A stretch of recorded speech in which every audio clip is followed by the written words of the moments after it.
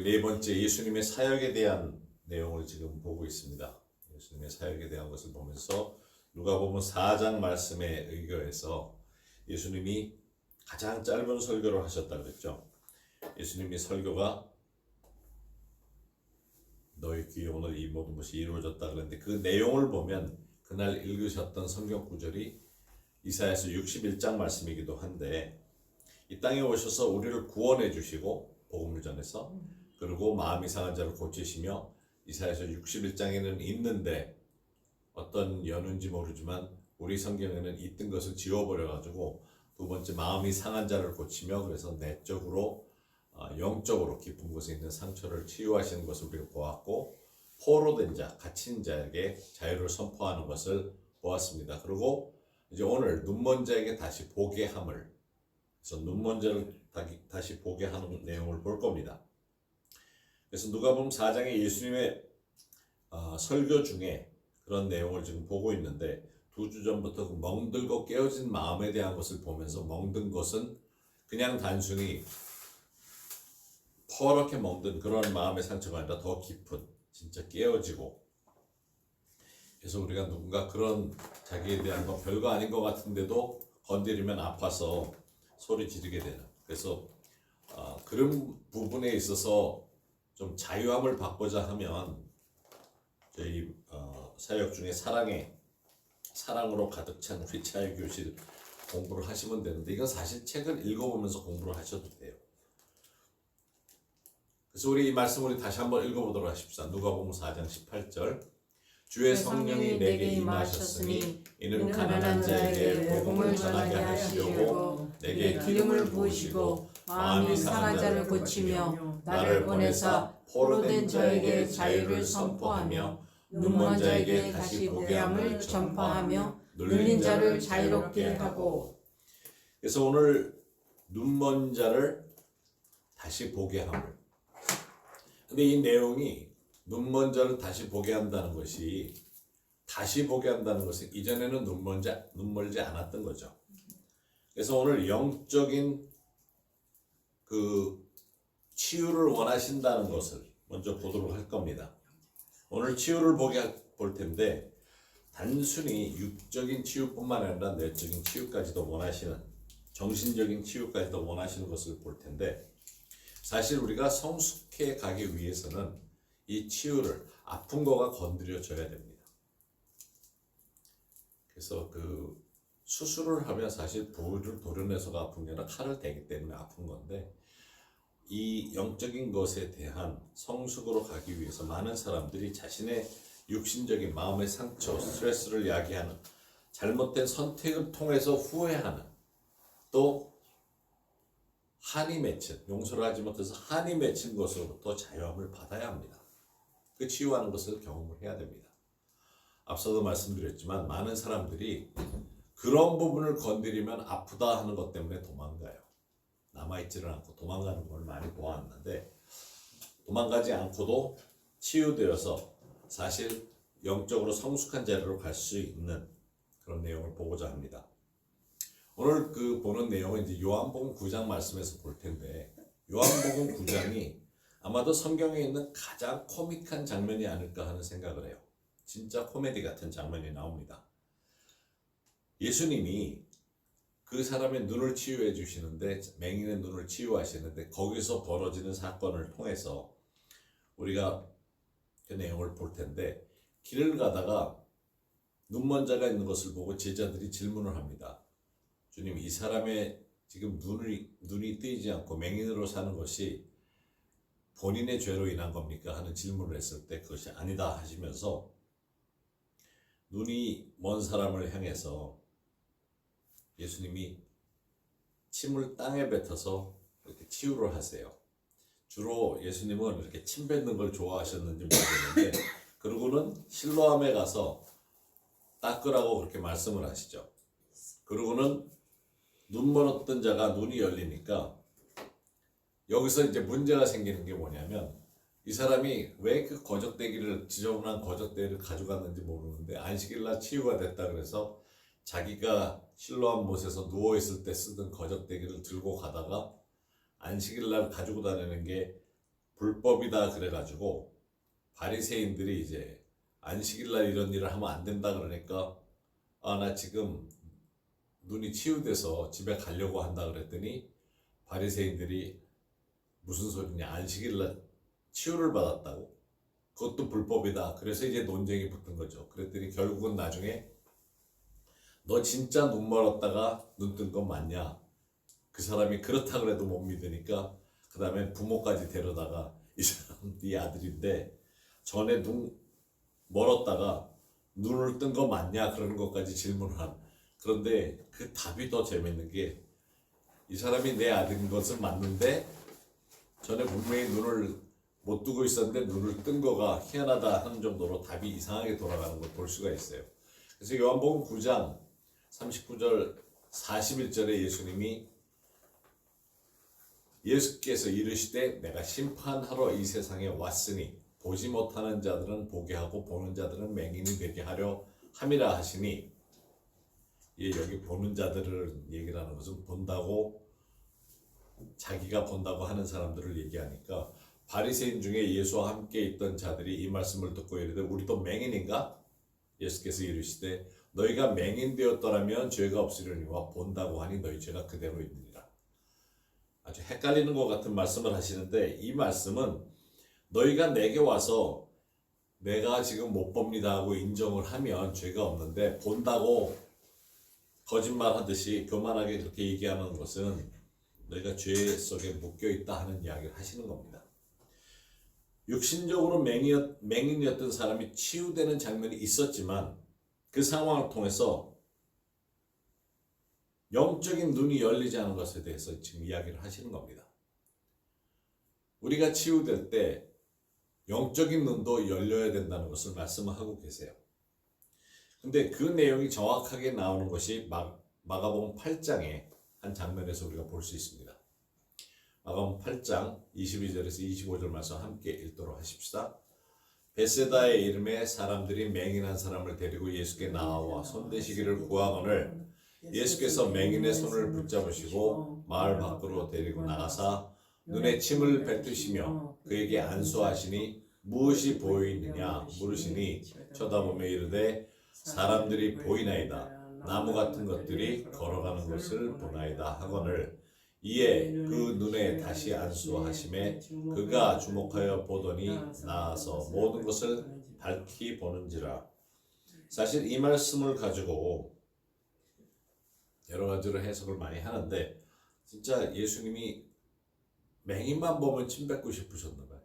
여기 앞서에서 요한복음 9장에서는 침을 그 흙에다가 뱉으셔가지고 진흙을 만들어서 이겨서 조금이면 됐으니까 침을 많이 안 뱉으셨댔는지 모르지만 그거를 눈에다가 이렇게 발라주시고 가서 씻으라 그랬는데, 여기서는 눈에 침을 뱉어요. 이리 오라 그래가지고 어차피 그 사람은 눈을 감고 있으니까 뭐가 뭔지 안 보이는데 거기다 대고 침을 뱉으니까 이건 2번 뱉으셨겠지 아마도. 근데 안수하고 기도를 하세요. 무엇이 보이느냐 하는 질문은 확신이 없는 질문이 아니라 확신이 있는 질문이죠. 저희가 치유 기도 사역을 할 때 기도 후에, 기도 받기 전과 받은 후에 지금 어떤 변화가 있습니까 하는 걸 꼭 물어보라고 합니다. 왜냐하면 우리가 기도했을 때 반드시 성령의 역사가 있어요. 그렇기 때문에 물어봅니다. 근데 이 내용을 가지고 사실 제가 이전에는 설교를 잘못했던 것이 있어요. 그 얘기하고 다시 바꾸긴 했는데, 예수님이 기도했는데 처음에는 나무가 보인다 그러고 2번째 기도하니까 모든 것을 밝히 본다 그래요. 그래서 예수님도 2번 기도하셨는데 치유 위해서 우리라고 2번만 기도하겠느냐 하는 식으로 많이 가르쳤어요. 그런데 가만 보니까 그렇게 이야기하면서도 뭔가 좀 잘못된 것 같다는 생각이 들었어요. 처음에 이 사람이 보았을 때 사람들이 보이나이다. 제가 밑줄을 그어놨는데 나무 같은 것들이 걸어다니는 것이 보이나이다 합니다. 그래서 가만히 생각하니까 성경에 우리를 나무로 표현한 것이 너무 많아요. 사람을 나무로 표현한 것. 다시 얘기해서 이 사람은 영적인 사람들의 모습을 본 거예요. 처음 눈을 예수님으로부터 기도받고 떴을 때 영적인 눈이 띄어서 사람들이 나무로 보인 겁니다. 그래서 그 성경에 있는 구절들을 보면 시편 1편 1절에 3절에 보면 복 있는 사람은 악인들의 꾀를 따르지 아니하며 죄인들의 길에 서지 아니하며 오만한 자들의 자리에 앉지 아니하고, 여기 보면 복 있는 사람입니다. 오직 여호와의 율법을 즐거워하여 그의 율법을 주야로 묵상하는도다. 그는 시냇가에 심은 나무가, 복 있는 사람은 여호와의 율법을 즐거워하여 주야로 묵상하는데, 그런 사람은 시냇가에 심은 나무가 철을 따라 열매를 맺으며 그 잎사귀가 마르지 아니하매니 그가 하는 모든 일이 다 형통하리로다. 나무가 철 따라 열매 맺고 잎사귀가 마르지 않으려면, 또 모든 일이 형통하려면 물가에 심겨져야 되는데, 물가에 심겨진다는 의미는 여호와의 율법을 즐거워하면서 묵상하는 자를 말합니다. 그렇게 될 때 그 나무가 열매를 맺는다고 모든 것이 형통하다 그래요. 또 시편 52편 8절의 앞부분 보면 그러나 나는 하나님의 집에 있는 푸른 감람나무 같으며, 그러면서 하나님의 집에 있는 사람은 올리브나무, 감람나무와 같은 겁니다.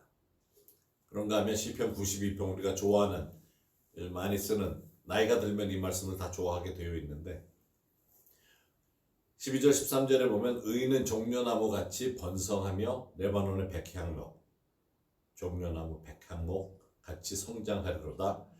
이는 여호와의 집에 심겼으며 우리 하나님의 뜰 안에서 번성하리로다. 얼마나 귀합니까? 예레미야 17장 8절에도 그는 물가에 심어진 나무가 그 뿌리를 강변에 뻗치고 더위가 올지라도 두려워하지 아니하며 그 잎이 청청하며 가무는 해도 걱정이 없고 결실이 그치지 아니함이 같으니, 늙어서 가무는 해도 전혀 청청함을 잃지 않아요. 그 이유가 물가에 심어졌기 때문에. 암만 더위가 와도, 어려움이 와도 두려워하지 않고 가물에도 어려움이 없다는 말씀을 하고 있는 겁니다. 스가랴 4장 11절을 보면 내가 그에게 물어 이르되 등잔대 좌우에 두 감람나무는 무슨 뜻이니까 하고, 14절에 이르되 이는 기름 부음 받은 자 둘이니 온 세상에 주 앞에 서 있는 자니라 하더라. 두 감람나무, 두 올리브나무는 뭡니까 했을 때 기름 부음 받은 자 둘을 이야기한다 그래요. 근데 이 내용을 요한계시록에서 너무 명확하게 말씀하시는데, 요한계시록 11장 3절 4절을 보면 내가 나의 두 증인에게 권세를 주리니 그들이 굵은 베옷을 입고 1260일을 예언하리라. 그들은 이 땅의 주 앞에 서 있는 두 감람나무와 두 떼니.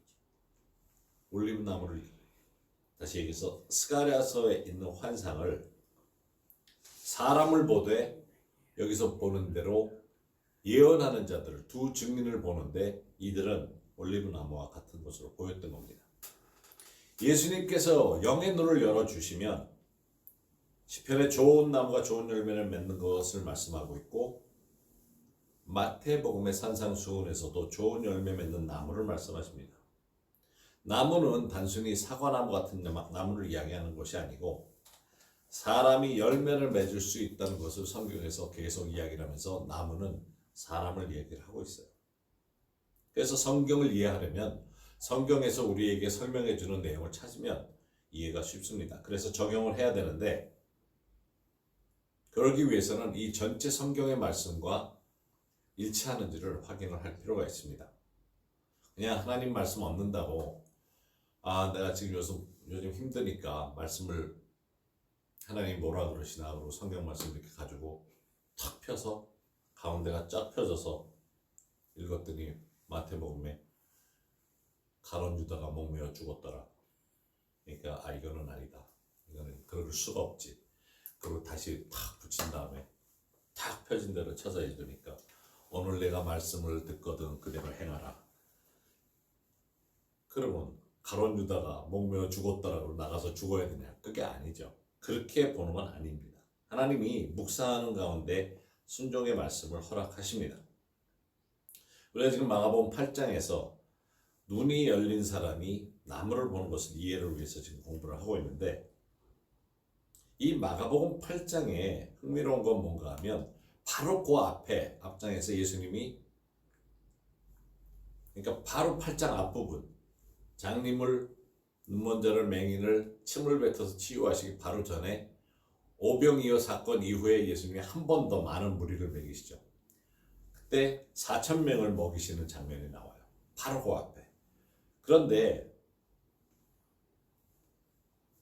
그 사람들을 다 먹인 것을 보고 나서 바리새인들이 와가지고 예수님을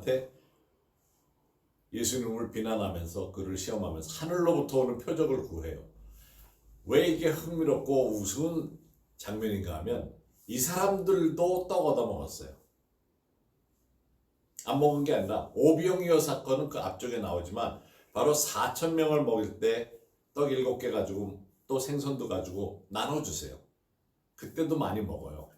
거기서 맛도 봤고 자기들도 배가 부르는 만큼 먹었어요. 그런데 그것과 관계없이 예수님 표적을 보여달라 그래요. 그러니까 예수님도 참 기가 막힌 내용이었을 거예요. 그러면서 요 11절에 이르고 있고 13절에서 이제 예수님이 하도 바리새인들이 그런 식으로 하니까 이제 배를 타고 다른 쪽으로 가십니다. 그러면서 14절에 제자들이 떡을 가져오기를 잊었으며 배에 떡 한 개밖에 그들에게 없더라. 예수께서 경고하여 이르시되 삼가 바리새인들의 누룩과 헤롯의 누룩을 주의하라 하시니. 자, 이게 떡이라고 우리말에 번역이 된 이유가 한국에는 빵이 없었어요. 이 성경이 번역될 때는 19세기에 빵이라는 자체가 없었기 때문에, 그거를 중국에도 빵이 없었기 때문에 떡이라고 번역을 한 겁니다. 중국의 폿빵 같은 거로 번역을 했는데 이해가 안 되니까 떡이라고 하다 보니까, 떡에 우리가 누룩, 이스트를 넣질 않아요. 부풀라고. 근데 사실은 술떡 같은 데는 그런 효과를 넣기 위해서 막걸리 같은 걸 넣어서 부풀게 하는 효과는 있는데, 그래서 이게 금방 이해는 안 되는데, 빵을 부풀리는 걸 생각을 하면은 요만큼 밀가루를 가지고 확 부풀어지면 엄청나게 커지죠. 그래서 바리새인들, 헤롯 땅에 헤롯의 누룩, 과장되고 부풀리는 것을 주의하라고 말씀하신 겁니다. 그렇다고 해서 먹는 빵을 지금 이야기를 하시는 게 아닌데 제자들이 이해를 잘 못하죠. 신명기 8장 3절에 너를 낮추시며 너를 줄이게 하시며 또 너도 알지 못하며 내 조상들도 알지 못하던 만나를 내게 먹으신 것은 사람이, 여기도 빵으로만인데 떡으로만 사는 것이 아니요 여호와의 입에서 나오는 모든 말씀으로 사는 줄을 내가 알게 하려 하심이니라. 영적으로 우리는 하나님의 말씀을 읽어야 되고 깨달아야 되고 그것이 나를 살린다는 것을 알아야 합니다. 그래서 사실 이 떡이라고 이렇게 이야기했지만 빵을 이야기하죠. 그래서 부풀리는 누룩에 대한 것이 빵을 먹는 사람들에게는 이해가 됩니다. 그래야 이게 커지니까. 그래서 누룩을 조심해라, 이스트를 조심해라 그렇게 말씀하신 건데, 제자들이 그걸 가지고 이제 수군거립니다. 아, 예수님이 지금 이렇게 바리새인들 헤롯의 누룩을 조심하라 그러니까 우리가 이 빵을 안 가져와서 예수님이 그렇게 말씀하시나 보다 수군거리니까. 근데 수군거리는 것도 재밌어요. 예수님하고 12제자가 배에 같이 그 쪽배 같은 거 조그만 데 탔는데 자기들이 수군거리면 안 들리냐고요.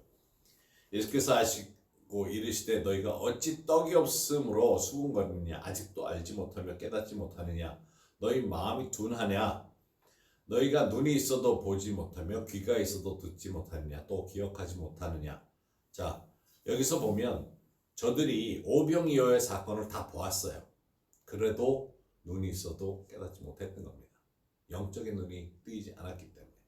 내가 떡 5개를 5,000명에게 떼어줄 때 조각 몇 바구니를 거두었더냐 이르세 12리니라.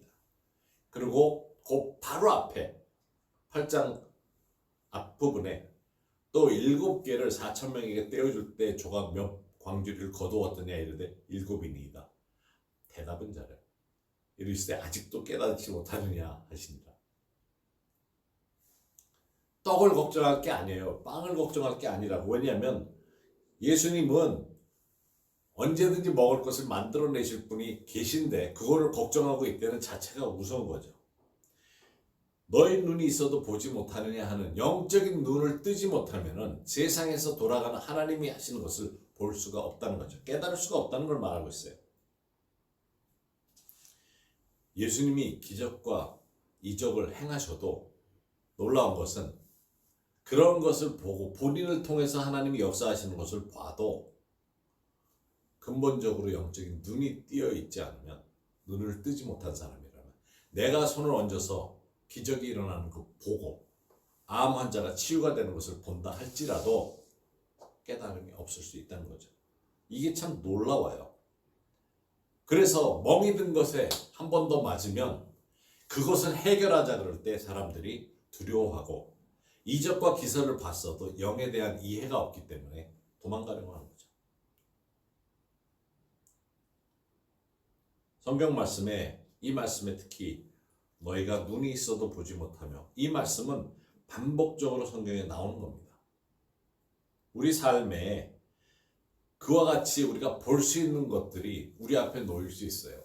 많이 놓일 수 있어요. 그런데 안 보여요. 저희 집에서는 냉장고에서 뭐가 있는가를 제가 잘 못 찾아요. 밤낮 들여다봐도 안 보이는데, 그래서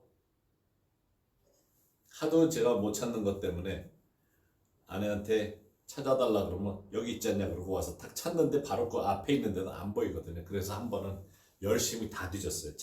차례 하나씩 옮겨 놓으면서도 이렇게 다 찾아보려고. 그래도 안 보여서 이번엔 진짜 없다 그러고, 없다고 이거 좀 보라고 그랬더니 와서 내가 옮겨놓은, 분명히 내가 손으로 옮겨놓은 그 자리에서 찾아서 보여주는.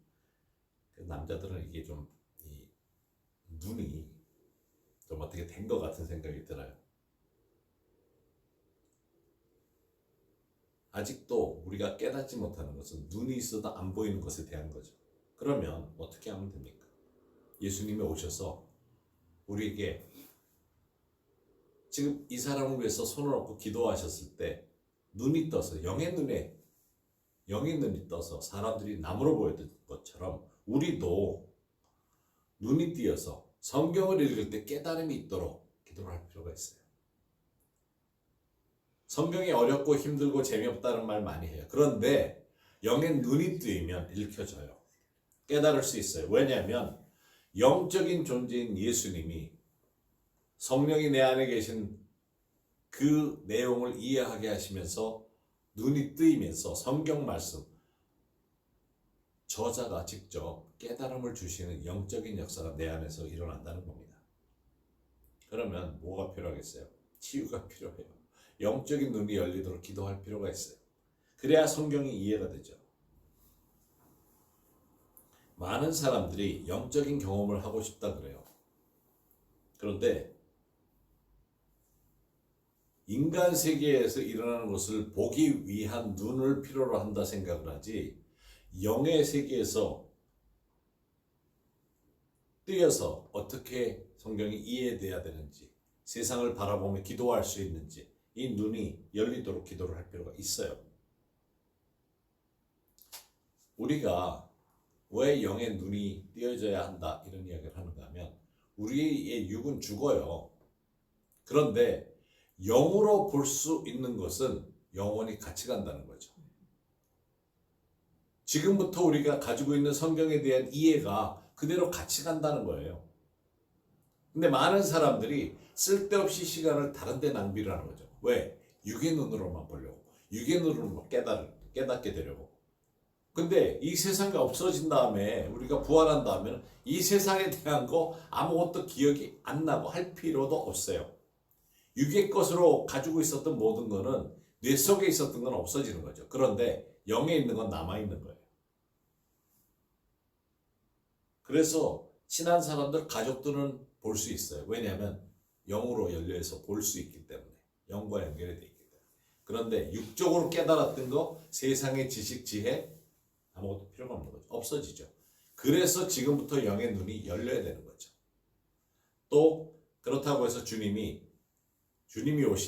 오신 이유가 영적인 것만을 치유하시는 것이 아니라 육적인 것도 치유하기 원하십니다.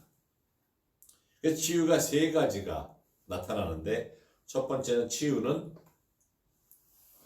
천연적으로, 자연적으로 우리 안에 창조 때부터 주신 것이 있어요. 의학적으로도 치료를 합니다. 그리고 기적적으로도 치유가 드러납니다. 그런데 우리는 조금 영적이다, 기독교의 어떤 영적인 은사, 은혜를 경험한 사람이다 그러면 다 기적적인 치유만을 바라요. 그런데 꼭 그렇지가 않죠. 우리 안에 창조해 주신, 창조 때부터 적혈구와 백혈구를 만들어 놓으셔서 우리 안에 세균이 들어오면 백혈구가 싸워주고, 천연적으로 손가락이 잘리든지 손가락이 비든지 하면 그것이 아물게 하는 천연적인 치유가 우리 안에 창조 때부터 있었다는 거죠. 그걸 만들어 놓으신 것을 감사할 수 있어요. 그래서 질병과 싸우고, 그래서 우리가 기도할 때 지난주에 보았던 귀신에 묶여서 치유가 필요한 사람도 있고, 그래서 우리가 귀신을 대적하고 기도하고, 질병을 대적해서 기도하고, 연약한 것이 자연적으로 치유할 수 있는 힘이 다시 회복되도록 위해서 기도를 하는 겁니다.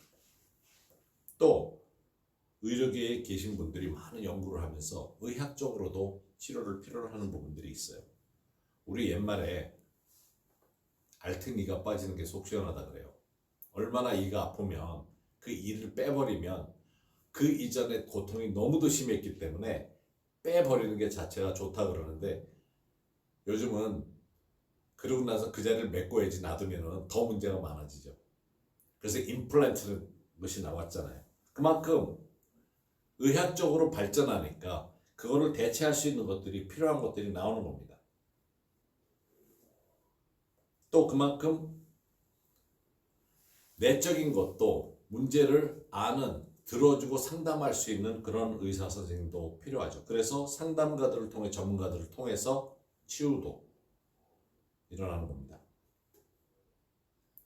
그래서 마태복음 8장 16절 17절에 저물매 사람들이 귀신 들린 자를 많이 데리고 예수께 오거늘 예수께서 말씀으로 귀신들을 쫓아내시고 병든 자들을 다 고치시니 이는 선지자 이사야를 통하여 하신 말씀에 우리의 연약한 것을 친히 담당하시고 병을 짊어지셨다 함을 이루려 하심이더라. 자, 이 말씀을 보면 우리가 아직 아픈 사람이 있다는 것이 이해가 안 될 수 있어요. 왜? 십자가에 이미 다 지셨는데, 다 모든 것을 짊어지셨는데 왜 우리가 아직도 병들어서 죽는 사람이 있을까 질문할 수 있어요. 그런데 그 질문에 똑같은 질문을 같이 할 수 있는 게, 그러면 예수님이 우리의 죄를 다 짊어지고 돌아가셨는데 왜 아직 우리는 죄를 짓지? 왜 세상에 죄를 짓는 사람들이 이렇게 많지 않은 걸 생각해 볼 수가 있어요. 우리가 이 땅에 살기 때문에, 또 우리가 이 땅에 사는 동안에 구원을 지속적으로 완성해 가는 동안에 계속적인 공격과 계속적인 문제가 우리에게 다가오기 때문에, 질병이 아직도 존재하기 때문에 그런 거죠. 그러나 부활 때에는 이 모든 것이, 세상 것은 다 없어지는 것이기 때문에 주님은 십자가의 일을 온전히 이루시는 과정 중에 계신 겁니다. 예수님이 계시던 당시에도 치유를 하셨고, 지금도 치유하시고, 앞으로도 치유를 하십니다. 히브리서 13장 8절 말씀대로 예수 그리스도는 어제나 예수님 때나 오늘이나 우리 사는 지금이나 영원토록 동일하세요. 그래서 그 일을 계속 감당하십니다. 그래서 오늘 말씀을 통해서 우리 눈이 치유되는 것을 위해서 기도하십시다. 영적으로 눈이 이 사람처럼 치유되자마자 뜨는데 영의 눈을 가지고 볼 수 있도록, 또 기도를 하면서 우리의 육신적인 눈도 회복되도록 더 잘 볼 수 있도록, 눈뿐만 아니라 육신적인 치유를 필요로 하는 사람들도 위해서 기도하자. 그래서 우리가 온전히 영적으로도 회복되고 육적으로도 회복되어서 우리가 사는 이 땅에서는 영적인 회복이 단순히 이때만이 아니고 지금부터 시작해서 하나님의 영광을 돌리기 위해서도 기대를 하십시다. 영의 눈이 열리면서 말씀을 더 깊이 볼 수 있고, 이 세상을 올바로 깨닫고 어떻게 기도해야 되는지를 알게 해주시고 내 삶의 목적이 어떻게 주님과 동행하는 삶을 살아갈 수 있는지를 깨닫도록 하십시다. 그래서 이 시간 이렇게 기도하십시다. 예수님 우리를 위해 십자가에 죽으시고 부활하셔서 우리로 하여금 구원받고 영생을 얻게 하시니 감사합니다. 우리로 하여금 멍들고 상한 마음으로부터 온전케 해주시고 이전에 묶인 것으로부터 자유롭게 해주시며 오늘 눈을 열어주셔서 맹인으로 사는 것이 아니라 영의 눈을 가지고 살아갈 수 있게 해주세요.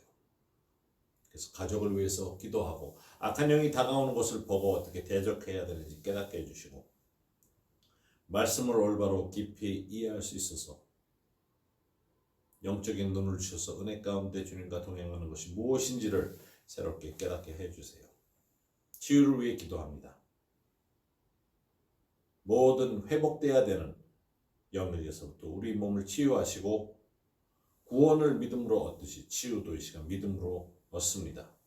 선포합니다. 예수님의 이름으로 기도합니다.